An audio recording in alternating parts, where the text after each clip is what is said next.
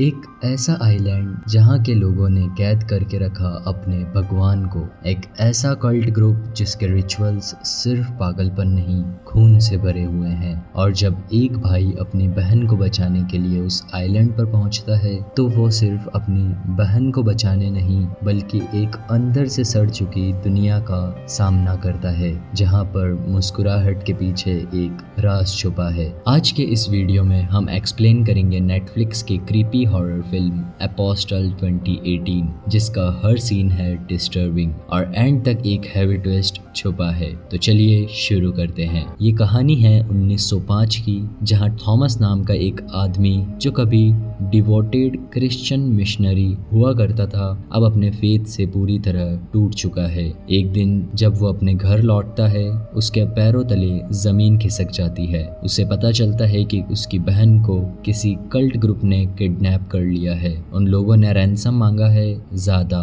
पैसे, और क्लियर धमकी दी है पैसे दो वरना तुम्हारी बहन गई। थॉमस किसी भी हालत में अपनी बहन को वापस लाना चाहता है। उसके पास एक ही रास्ता है, उस रिमोट आइलैंड का सफर जिसका नाम है इरावन आइलैंड, जहां वो कल्ट लोग अपना बेस बना चुके हैं। लेकिन ये कोई आम आइलैंड नहीं था, ये लोग आउटसाइडर्स से बचने के लिए अपने ही सिस्टम चलाते हैं। थॉमस झूठ बोलता है कि वो कल्ट ग्रुप का फॉलोअर है ताकि आइलैंड में घुस सके। उसे एक स्पेशल टिकट मिलती है लेकिन वो टिकट दूसरों से अलग होता है। थॉमस समझ जाता है कुछ तो गड़बड़ है। रिस्क उठाते हुए वो अपना टिकट एक फेलो पैसेंजर के साथ सीक्रेटली बदल लेता है। आइलैंड पर जब सब लोग उतरते हैं जिसका टिकट थॉमस ने लिया था उसे कल्ट ग्रुप के मेंबर्स तुरंत पकड़ लेते हैं क्योंकि ओरिजिनल टिकट वाले को रैंसम के पैसे लाने वाला समझा जा रहा था। थॉमस छुप कर आइलैंड में घुस जाता है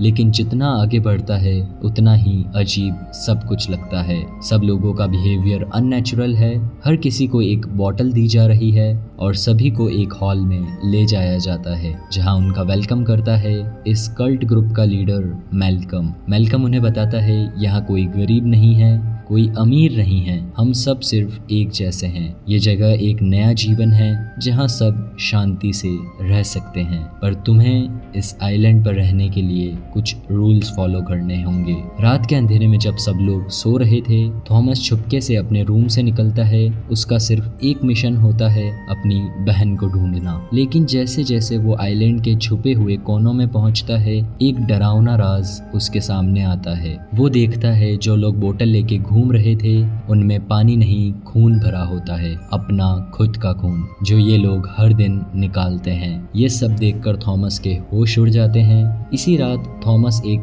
यंग कपल को भी देखता है जो सीक्रेटली एक साथ वक्त बिता रहे होते हैं। लेकिन ये इस कल्ट ग्रुप के स्ट्रिक्ट रूल्स के खिलाफ है क्योंकि यहाँ एक रूल है, शादी के पहले कोई भी साथ नहीं रह सकता। एंड सबसे बड़ी बात, ये लड़का और लड़की और कोई नहीं बल्कि इस आइलैंड के लीडर मेलकम के दोस्तों के बच्चे हैं जिन्होंने मेलकम के साथ मिलकर इस कल्ट ग्रुप को बनाया था। अब थॉमस को एक और शॉकिंग राज पता चलता है। इस आइलैंड के हर कोने, हर जमीन एक नेचुरल सुपर पावर से जुड़ा हुआ है, एक गॉडेस के साथ, एक wooden tree like female creature जिसे ये लोग आइलैंड की देवी कहते हैं। ये देवी आइलैंड को हरा भरा बनाए रखती है, क्रॉप्स उगते हैं, मिट्टी फर्टाइल रहती है, सब कुछ उसी की वजह से है। पहले इस गॉडेस को जानवरों की बलि दी जाती थी लेकिन जब पैसे खत्म होने लगे और एनिमल्स मिलना मुश्किल हो गया तब इन लोगों ने एक नया रास्ता चुना, इंसानी खून। हाँ, अब हर आदमी,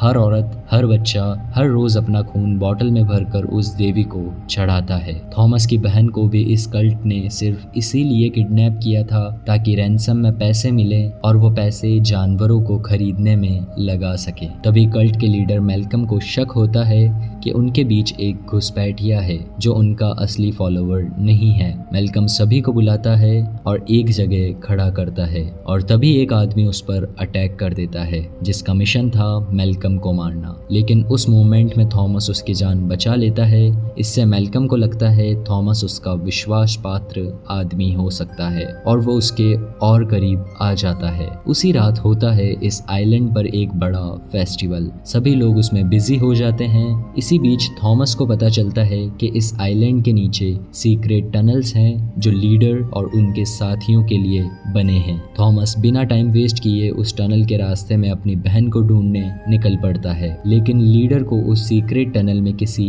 के होने का एहसास हो जाता है। वो तुरंत वहां जाता है और फायरिंग करवाता है। खौफनाक चेस के बाद थॉमस मुश्किल से बचकर एक छुपी हुई जगह तक पहुंचता है जहां एक बूढ़ी औरत उस पर हमला कर देती है। थॉमस उससे बचकर समुद्र के किनारे वाले केव्स में घुस जाता है और वहां दीवार पर कुछ स्ट्रेंज इनग्रेविंग्स देखता है जिसमें गॉडेस के बारे में लिखा होता है। वहीं दूसरी ओर मैल्कम खुद एक गुफा में जाता है और हमें उस बूढ़ी औरत का असली सच दिखाया जाता है। वही इस आइलैंड की देवी है, लेकिन उस देवी को जंजीरों से पेड़ों की जड़ों से बांध दिया गया है। लीडर उस पर टॉर्चर करता है, उसके मुंह में इंसानी रक्त डालने की कोशिश करता है ताकि वो फिर से जमीन को फर्टाइल कर सके, ताकि आइलैंड पर फिर से फसल हो और भूख से लोग ना मरे। अगली सुबह हमें दिखाया जाता है उस यंग कपल को जो लीडर के 2 साथियों के बच्चे होते हैं, बट अब लड़की प्रेग्नेंट हो जाती है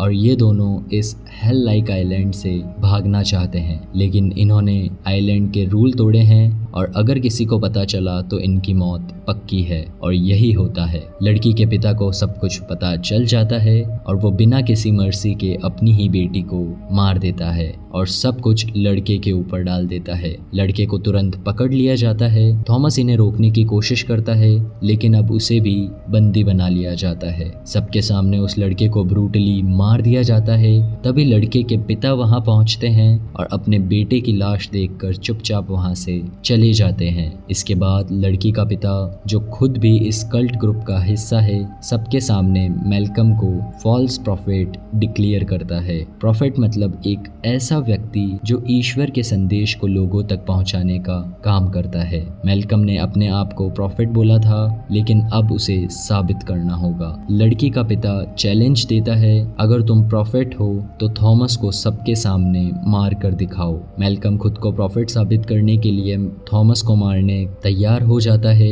अपनी बेटी की बातों को इग्नोर करके थॉमस को मारने के लिए आगे बढ़ता है, लेकिन उस मोमेंट पर वही लड़के के पिता वापस आ जाते हैं, गन फायर करते हैं और वो चिल्लाता है, मैं सीधा गॉडेस के पास जा रहा हूँ और इस कल्ट को हमेशा के लिए खत्म कर दूंगा। इस कैओस का फायदा उठाकर थॉमस वहां से भाग जाता है। वो गॉडेस के पास पहुंचता है, जिसे अब भी बंदी बनाकर रखा गया होता है। वहां एक डेंजरस गार्ड होता है और लड़के के पिता भी वहां पहुंच जाते हैं गॉडेस को मारने के लिए, लेकिन जैसे ही वो एक्शन लेने जाता है, गार्ड उसे जान से मार देता है। अब मैल्कम और लड़की के पिता भी वहां पहुंच जाते हैं और तभी लड़की का पिता मैल्कम को गोली मार देता है ताकि वो खुद को प्रॉफिट बना सके। दूसरी तरफ थॉमस फाइनली अपनी सिस्टर को ढूंढ लेता है, लेकिन एस्केप करने से पहले गार्ड वापस आ जाता है और थॉमस को घायल करके नीचे गिरा देता है। नया प्रॉफिट यानी लड़की का पिता गार्ड को कमांड देता है, थॉमस को पकड़ो और लड़की को मेरे साथ ले चलो। गार्ड थॉमस को पकड़ लेता है और उसे मारने वाला होता है, लेकिन थॉमस हार नहीं मानता और खुद को किसी तरह बचा लेता है, बट इसी बीच उसकी कुछ उंगलियां भी कट जाती है। तभी वो गॉडेस के पास जाता है और जब वो उसके सर पर हाथ रखती है तो थॉमस को पूरा सच पता चलता है। इस आइलैंड की डार्क हिस्ट्री, इस गॉडेस का असली राज, सब कुछ। दरअसल जो अब नया लीडर बना है यानी प्रेग्नेंट लड़की का पिता, उसी ने सबसे पहले इस आइलैंड को ढूंढा था। वही पहला इंसान था जिसे गॉडेस के एग्जिस्टेंस का पता चला था और उसने अपने दोनों साथियों मैल्कम और दूसरे दोस्त के साथ मिलकर गॉडेस को पेड़ों की जड़ों से कैद कर दिया था। इन लोगों ने गॉडेस को फोर्सफुली खून पिलाया, ज्यादा से ज्यादा फीड करने की कोशिश करी ताकि आइलैंड की जमीन को उपजाऊ और फर्टाइल बनाया जा सके। लेकिन जितनी बड़ी खोज थी उतना ही बड़ा पाप भी। गॉडेस को बंदी बनाकर इन्होंने अपने ही आइलैंड को श्रापित कर दिया था बाद में मैल्कम ने खुद को प्रॉफिट डिक्लेयर कर दिया और लीडर बन बैठा, लेकिन अब उसकी मौत के बाद ओरिजिनल खोज करने वाला नया लीडर बन चुका है। दूसरी तरफ थॉमस को जब गॉडेस अपने हाथ से छूती है तो उसके दिमाग में ये सारी हिस्ट्री फ्लैश हो जाती है। गॉडेस थॉमस से गुड़गुड़ा कर कहती है, मुझे मुक्ति चाहिए, जब तक मुझे जलाओगे नहीं मैं आज़ाद नहीं हो सकती। थॉमस भी अब डिसाइड कर लेता है इस पूरे आइलैंड के दर्द का अंत करना होगा। वो गॉडेस को आग लगा देता है और जैसे जैसे गॉडेस जलती है पूरा आइलैंड भी जलना शुरू हो जाता है। थॉमस जल्दी से अपनी सिस्टर को ढूंढता है, जहां उसे पहले वाले लीडर की बेटी भी मिलती है, जिसे नए लीडर ने बंदी बनाकर रखा होता है। थॉमस और नए लीडर के बीच हाथापाई शुरू होती है और थॉमस की सिस्टर और पहले वाले लीडर की बेटी मिलकर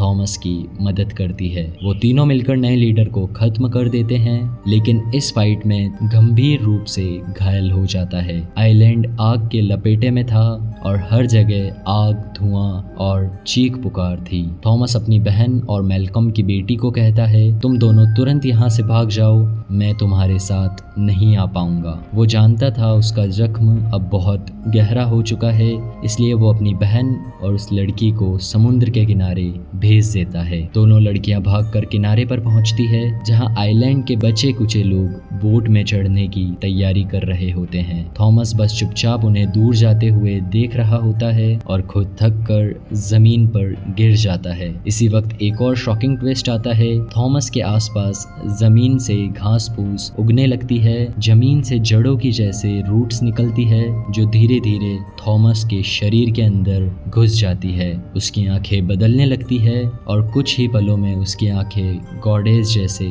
चमकने लगती है। अब हमें समझ आता है थॉमस इस आइलैंड का नया गार्डियन बन चुका है। दूर से मैल्कम, जो अभी भी जिंदा लेकिन घायल था, थॉमस को मुस्कुराते हुए देख रहा होता है। वहीं थॉमस, जो पहले अपना फेथ खो चुका था, अब उसने अपने लिए एक नई डेस्टिनी चूज कर ली थी, अपनी जिंदगी सेक्रीफाइस करके आइलैंड की रक्षा करना। और यही कहानी का असली संदेश है। ये गॉडेस दरअसल हमारी अर्थ का प्रतीक थी, जो हमेशा हमें सब कुछ देती है, जमीन, हवा, पानी, हमारी जिंदगी का मूल आधार। लेकिन हम इंसान अपनी लालच में अलग अलग एक्सपेरिमेंट, पॉल्यूशन और डिस्ट्रक्शन के जरिए अपनी ही धरती को बर्बाद करते जा रहे हैं। अगर हमने अपने ग्रीड और डिस्ट्रक्शन को कंट्रोल नहीं किया तो एक दिन हम भी अपनी गॉडेस, अपनी अर्थ को खो बैठेंगे और उस दिन कोई थॉमस हमें बचाने नहीं आएगा। तो गाइज, ये था अपोस्टल मूवी का एक डीप एक्सप्लेनेशन वीडियो। आपको ये वीडियो कैसा लगा कमेंट सेक्शन में ज़रूर बताएं। अगर वीडियो पसंद आया हो तो लाइक, शेयर एंड सब्सक्राइब करना ना भूलें। और अगर आप इसी तरह के horror mystery stories every Sunday enjoy करना चाहते हो